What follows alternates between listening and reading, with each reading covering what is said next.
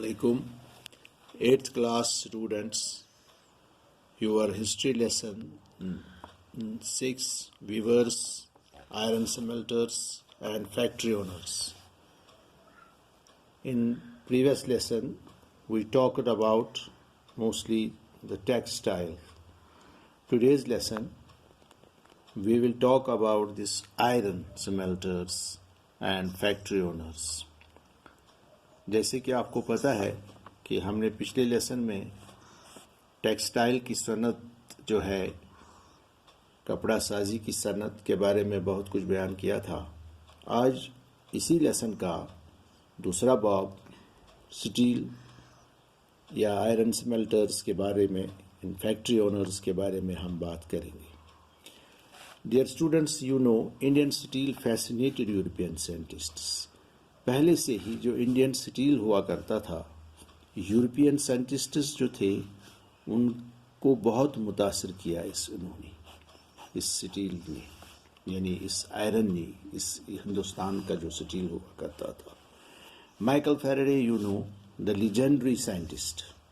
جیسے آپ کو سائنس میں بھی پتہ ہے کہ مائیکل فیراڈے جو ایک مشہور سائنٹسٹ ہے کہ اس نے جو جس نے الیکٹرکسٹی یعنی بجلی کو بنانے میں بہت کام کیا ہے, اسپینڈ 4 ایئرس, اس نے تقریباً 4 سال ہندوستان میں گزارے کہ اس سٹیل کے بارے میں, اس کو دیکھنے میں, اس کو پرکھنے میں, یعنی اس کی جانکاری حاصل کرنے میں کہ کیسے یہ اتنا مضبوط اور اچھا اسپیشل کائنڈ آف سٹیل ہے ہندوستان کا, جس کا نام ہے ووڈس. یہ اسپیشل کائنڈ کا سٹیل ہے. دیٹ از ان 1822. اس سے پہلے کہ میں اور بتاؤں کہ آپ کی کتاب میں جو sword of Tipu Sultan and wootz steel یہاں درج ہے پیج نمبر 74 میں, یہ آپ کو پتہ ہے کہ جو ٹیپو سلطان ہوا کرتا تھا, میسور کا لاسٹ رولر جس نے ہندوستان انگریزوں کے ساتھ بہت جنگی کی, اس کی تلوار جو تھی وہ ووڈز میٹل کی بنی تھی, یعنی اسی میٹل کی بنی تھی. بہت مشہور ہوئی ہے. آپ اس کتاب میں اپنی وہ سٹوری پڑھنا, اس کو آپ دیکھنا, آپ اس کو پڑھ کے آپ دیکھیں گے کہ کس طرح سے کتنی اچھی قسم کی یہ تلوار ہوا کرتی تھی اور اسی میٹل کی تھی, لہذا اسی میں اس طرح سے اس نے بات کی ہے. اب ہم آگے چلتے ہیں. You know in 19th century steel making process in India decline. تھوڑا بہت یہ ختم ہو گیا, ڈکلائن ہو گیا, کمزور ہو گیا ڈیو ٹو دا کانکیسٹ, کیونکہ conquest of the British, conquest by British and imports of iron and steel from England displaced. تھوڑا بہت اس کو دھچکا لگا کیونکہ جو imports of iron and steel تھا انگلینڈ سے وہ ڈسپلیس ہو گیا, وہ تھوڑا ادھر ادھر ہونے لگا اور اس میں تھوڑا گراوٹ آ گئی. So we see craftsmen in India who produced earlier sword and armour, جو اس کام کے مہارت رکھتے تھے سورڈ بنانے میں, جنگی سامان, آرمر یا وہ جس کو ہم کہتے ہیں ڈھال وغیرہ, جو جنگی سامان میں درکار ہوتا ہے. اس انڈسٹری کو دھچکا لگا, اس انڈسٹری کو سیٹ اپ ہو گیا, سیٹ بیک ہو گیا, ڈکلائن ہو گیا.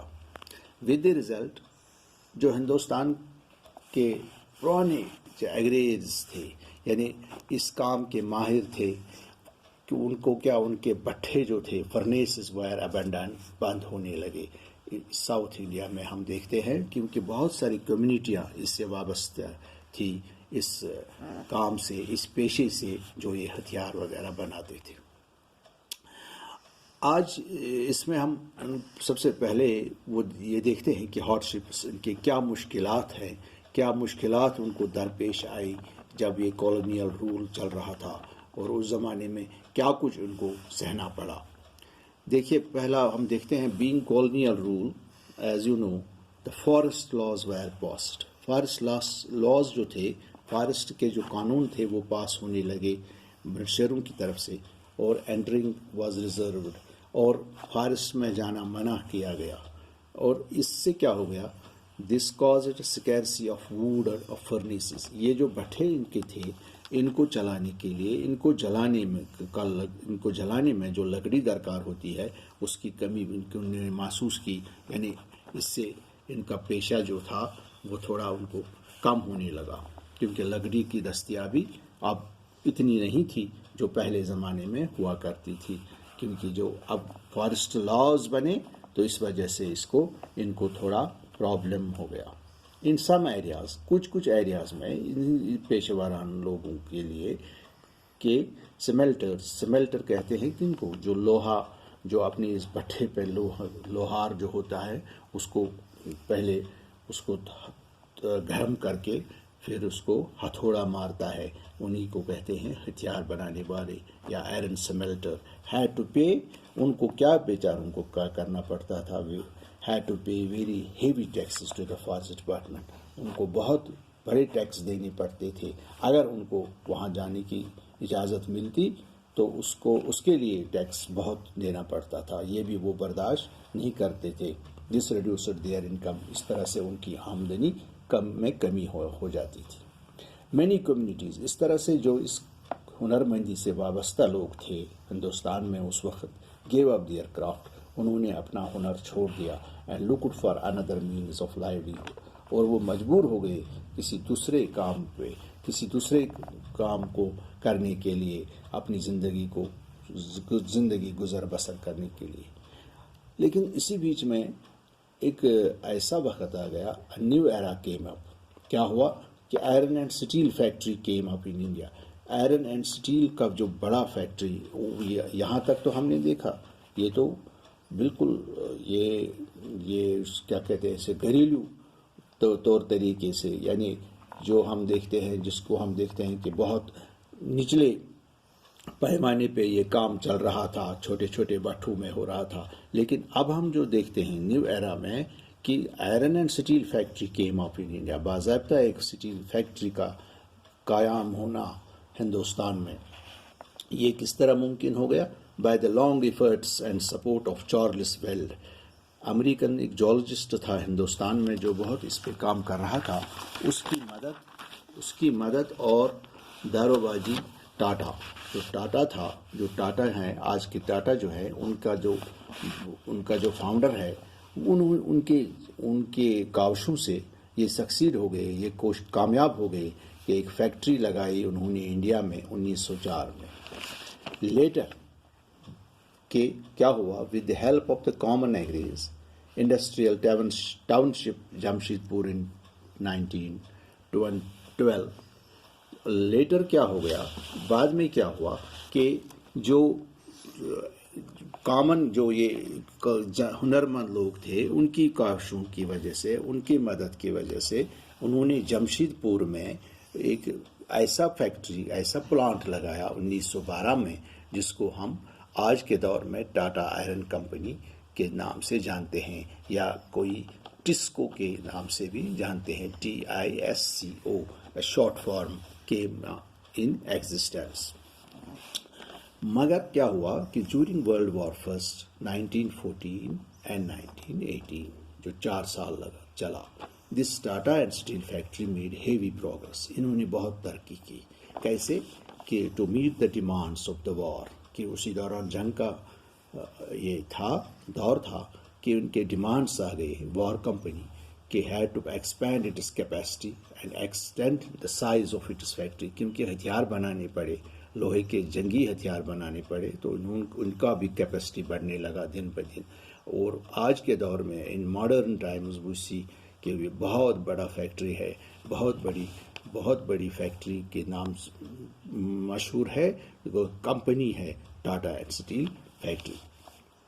اسی طرح ہم یہ بھی جان چکے کہ کاٹن انڈسٹری جو ہندوستان کی پہلی تھی، اس کے مقابلے میں iron and steel industry expanded, انہوں نے بہت کام کیا، کہ جو ہم نے پہلے ہی بتایا، بیکاز امپورٹس ڈکلائنڈ، امپورٹس جو تھے جو انگلینڈ سے، وہ ڈکلائن ہو گئے، and the market for industrial goods increased, جو مارکیٹ تھا، جو بازار تھا، جو مارکیٹ بنا انڈسٹریل گڈس کا، وہ انکریز ہو گیا دن بہ دن ہندوستان میں۔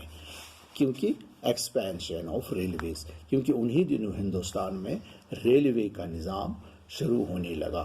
یہ آپ نے ہسٹری میں پڑھا ہوگا ابھی پہلے بھی کہ in India provided huge market for iron and steel. اس طرح سے ان کا بہت اچھا مارکیٹ بنا اور اسٹیل اینڈ انڈسٹری نے اچھال مار کر، جو ٹیکسٹائل انڈسٹری تھا پہلے ہندوستان میں تھوڑا گھریلو صنعت تھا، اس سے مقابلے میں اس نے بہت ترقی کی.